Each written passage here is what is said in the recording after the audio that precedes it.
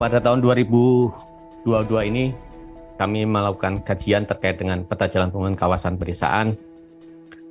Bapak dan Ibu sekalian, seperti kita ketahui bersama bahwa pada tahun 2020 dan 2024 di RPJMN kita ditetapkan adanya 62 kawasan pedesaan prioritas nasional. Serta di dalam Renstra selain tadi ada kawasan pedesaan prioritas nasional, disebutkan juga terdapat 30 kawasan pedesaan prioritas kementerian.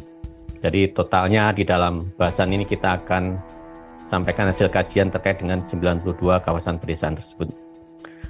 Bapak Ibu sekalian, kurang lebih yang kami sampaikan di dalam webinar ini adalah yang pertama adalah latar belakang, kemudian kondisi existing, isu strategis pembangunan kawasan pedesaan, isu strategis existing, isu strategis umum, rekomendasi umum, program prioritas. Karena ini sudah di tahun 2022, jadi yang kami susun untuk program prioritas untuk tahun 2023 dan 2024, serta bagaimana proyeksi perkembangan kawasan pedesaan pada tahun 2045 berdasarkan dari data kawasan pedesaan maupun ukuran dari perkembangan desa, walaupun kita akan juga melihat bagaimana nanti tentunya akan berbeda jika ukuran-ukuran yang dipakai juga ada penyesuaian-penyesuaian.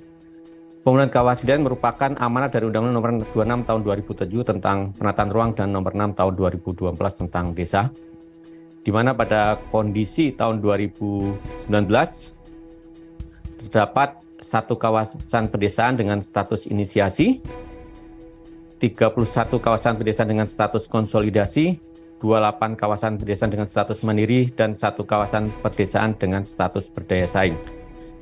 Ukuran-ukuran ini pada tahun 2022 telah ditetapkan Kepmendesa PDTT nomor 63 yang terkait dengan pengukuran perkembangan kawasan pedesaan. Kemudian di dalam RPJMN dimandatkan bahwa kawasan pedesaan tersebut harus meningkat status IPKP-nya dari 2,50 menjadi 58,70. Untuk status kawasan pedesaan prioritas kementerian naik dari 51,1 menjadi 57. Untuk itu, maka perlu disusun peta jalan pembangunan kawasan pedesaan sebagai pedoman baik untuk Kementerian Desa maupun KL yang berkolaborasi dalam hal ini untuk meningkatkan status IPKP tersebut. Ini kurang lebih strategi pembangunan kawasan pedesaan dari 2007 sampai 2021. Mungkin yang tadi sudah saya sampaikan beberapa hal. Lanjut saja.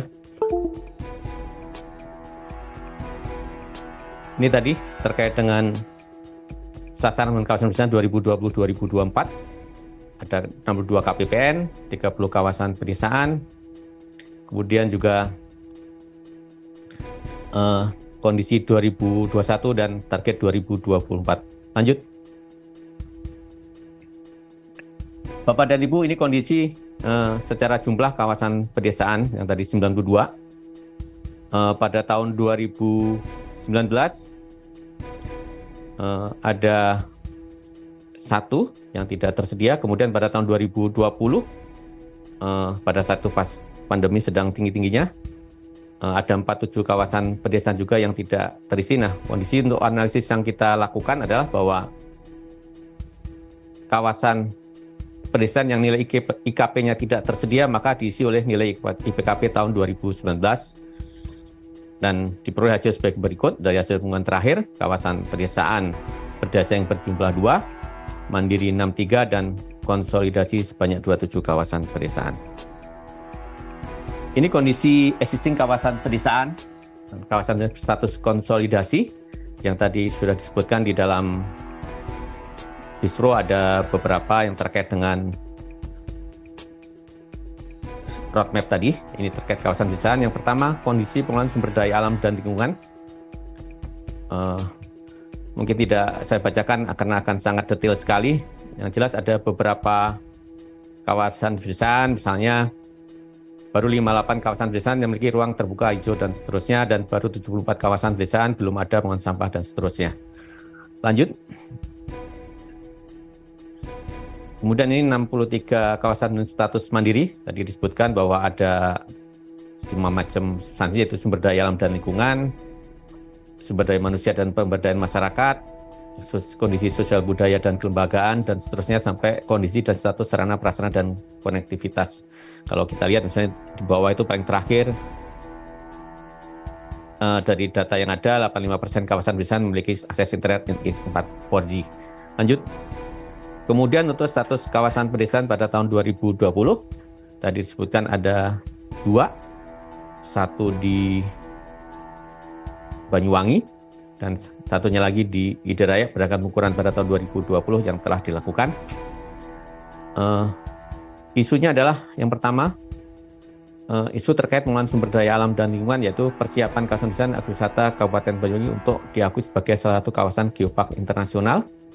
Kemudian isu terkait kondisi dan status sarana prasarana dan konektivitas. Yang pertama, integrasi dan aglomerasi kegiatan pariwisata dan komunitas unggulan di kawasan belum berjalan baik. Yang kedua, belum ada fasilitasi untuk memperkuat jaringan sistem agribisnis antar pelaku usaha di dalam kawasan. Dan yang ketiga adalah atraksi dan komunitas unggulan masing-masing desa belum diintegrasikan sebagai unggulan dan kekuatan kawasan. Jadi sebagian masih berjalan sendiri-sendiri. Kemudian isu yang terkait dengan kondisi ekonomi dan investasi, masih adanya kendala permodalan di dalam kawasan, kemudian ada aspek legalitas BUMDesma ya tentunya di dalam kawasan pedesaan. Next.